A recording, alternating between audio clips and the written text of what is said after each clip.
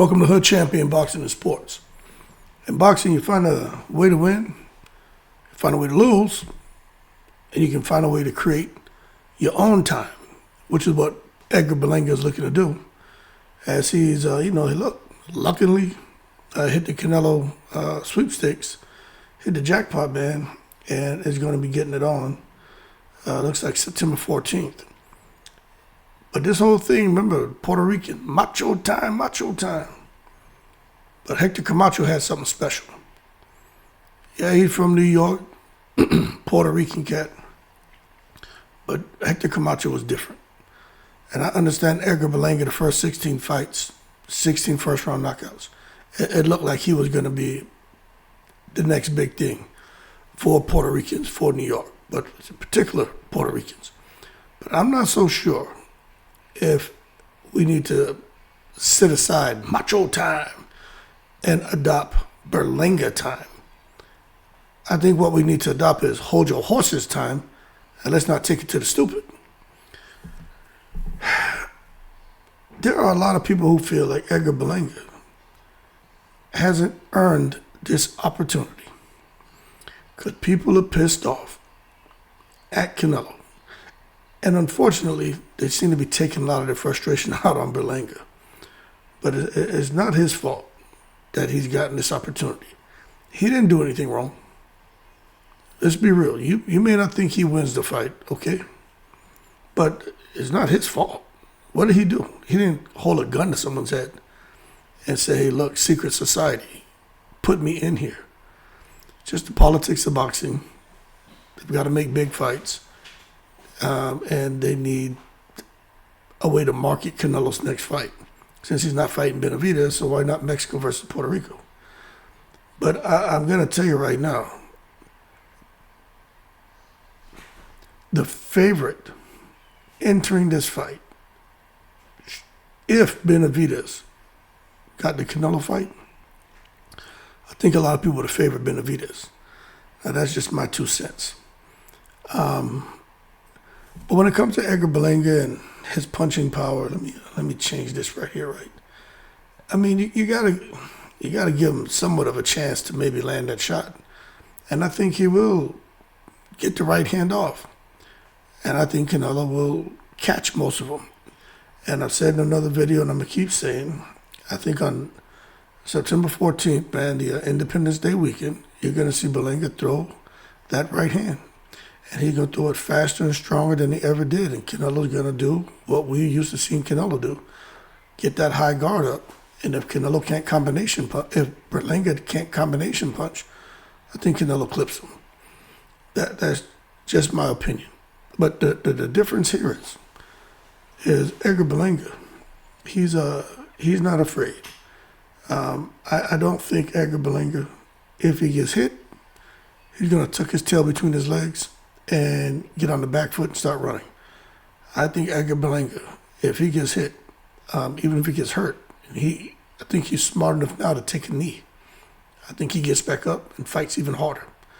I truly believe Edgar Berlanga, one of the biggest contrasts when it comes to Edgar Berlanga and Canelo's other opponents is he's going to fight.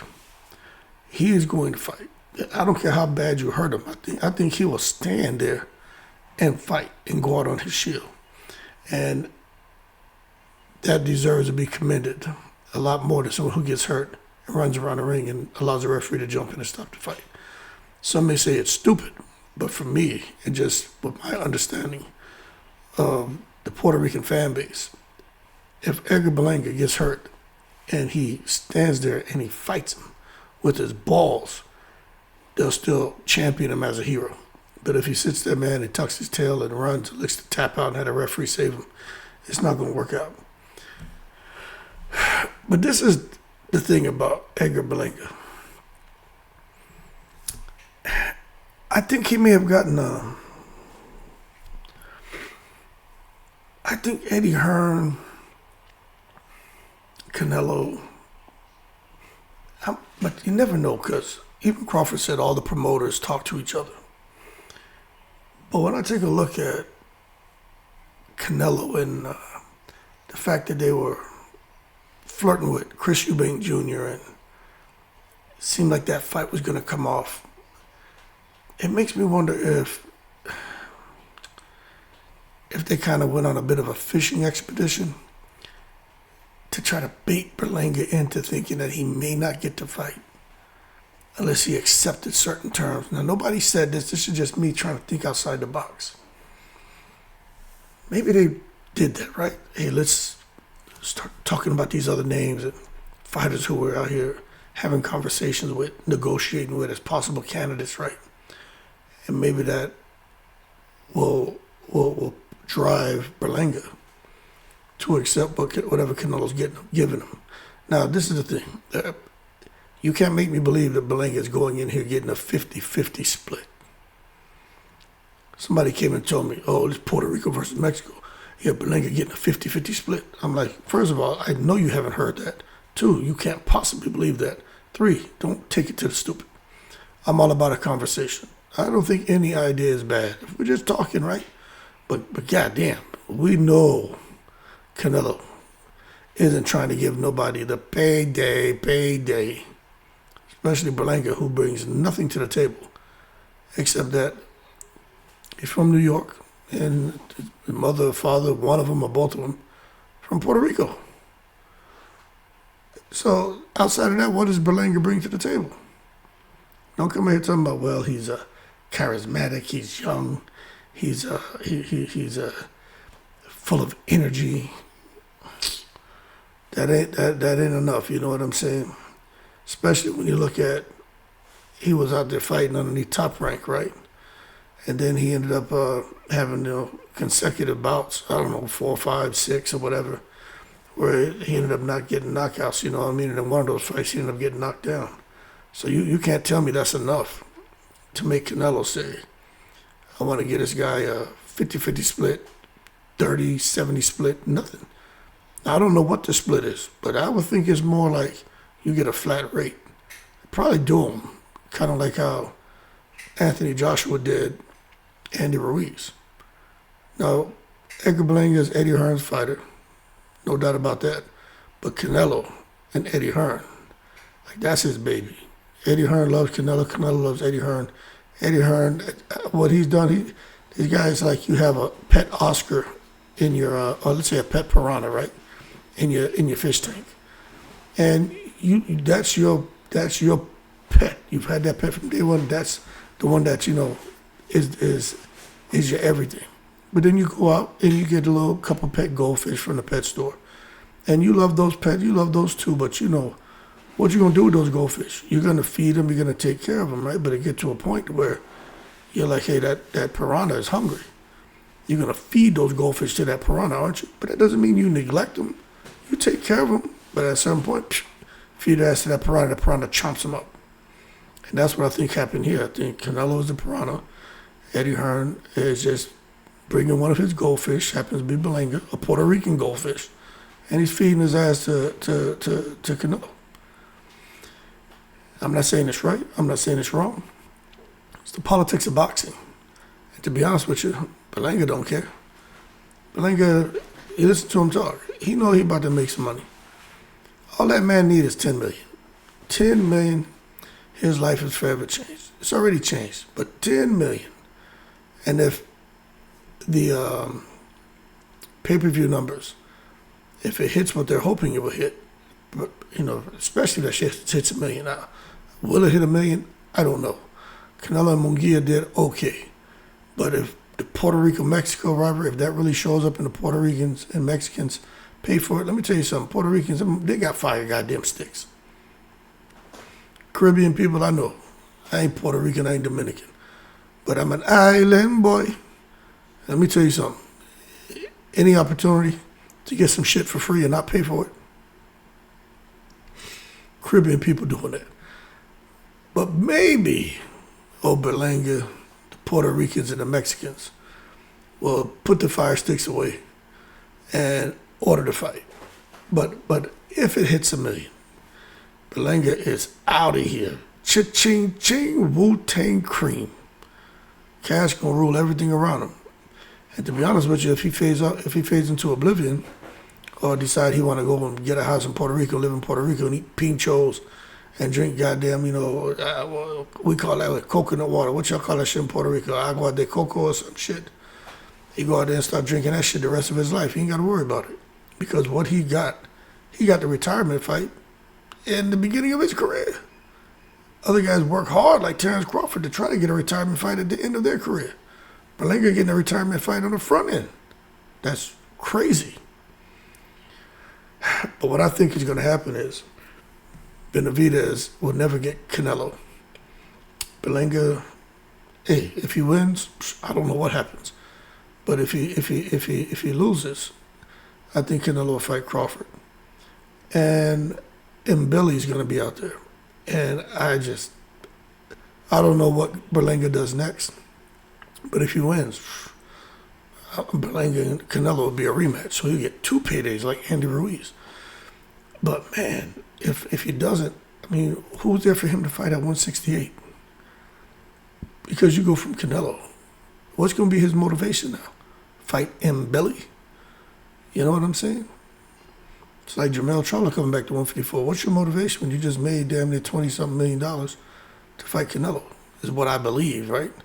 To come back now and fight somebody down there for like, 10 million, 5 million. Turkey Al-Sheikh's involved, so you would think Jermell Charlo would get paid some good money when he does return to the ring. But all I'm saying is when you look at it, he got Skull out there, and you just really don't know what direction all this is going to go. But I think Canelo's out here playing hardball and wanting 150 million to fight Benavidez. And I personally, when I'm watching the way Turkey Al-Sheikh is moving, I think he's like, you know what, Canelo, you said you want 150 million for Benavidez. We don't want to give you that fight for that money. But you didn't say you want 150 million to fight Crawford. And I think that's the direction they're going to go. And in my opinion, when you say you won't fight a guy like Benavidez for less than 150 million, I mean, maybe Canelo's playing chess. And maybe that's his way of letting everyone know, you know what, yeah, I'll fight him, but pay me. But in turn, he knows it's going to open up the opportunity for him to fight a guy like Skull, like Berlanga, Eubank Jr. So it is what it is. But let's see what direction this goes, because, man, if it's Berlanga time, look, if it's Berlanga time, a lot changes. Because now, the Puerto Rican Day Parade, Berlanga, you better believe he's going to be picking up where Miguel Cotto left off, Felix Trinidad left off. He'll be fighting up there now. The whole, Cinco de Mayo and Independence weekend and all that. As far as the big Mexican Day shit, man, they'll still have events, but if Canelo loses and he decides he's going to do something different, I just don't think it's going to be as big as what it was. But it's still going to be a big deal. But this can go so many different ways. It could be no more, Viva Mexico. It could be Don King. How Don King say? Viva Puerto Rico! Viva Puerto Rico! That could be what everybody's shouting out here after Canelo and Alvarez fight. I mean, Canelo and a Berlanga fight. But we're going to see, man. I just really have a feeling Canelo and Munguia did good, but I think them Puerto Ricans, I think they're going to show up, man, with them pay-per-view buys. Puerto Rico versus Mexico. I think it's going to be interesting. It's going to be entertaining. Fans going to be wilding out. Probably be some fights. Somebody probably get ran up on, get shot, stabbed. Somebody may bite somebody and shit. It's going to get interesting. But the bottom line is, at least now, we don't have to worry about Canelo wasting Benavidez' time. Looks like that's over. So we can just stop talking about that. But if he clips Berlanga, well, I mean, what's next for Canelo? You know what I'm saying? Eubank Jr.? And Billy? I don't know. Shit, Crawford is what I think. But one thing we know for sure is Canelo ain't going to let you just strong arm him into something. That's why he let that IBF belt go. I think even Canelo knew there's no way in the world he could fight a guy named William Skull, Cuban out of Germany. he knew he couldn't go that route. But anyway, secret societies in full effect. Boxing politics. Edgar Berlanga got a huge opportunity. But I'm gonna tell you, man, I don't know. But one thing I will say is, Turkey Al-Sheikh ain't talking about Edgar Berlanga at all. He's talking about Canelo, he's talking about Crawford. And I just think when there's a placeholder put in position for two names, and you're not one of those names, unless you knock a fighter out, I think you know what the outcomes are gonna be. That's gonna be an L on your record. Berlanga time, Macho time, secret society's time, I don't know. Only time will tell, right? Keep cool, I'm in the breeze.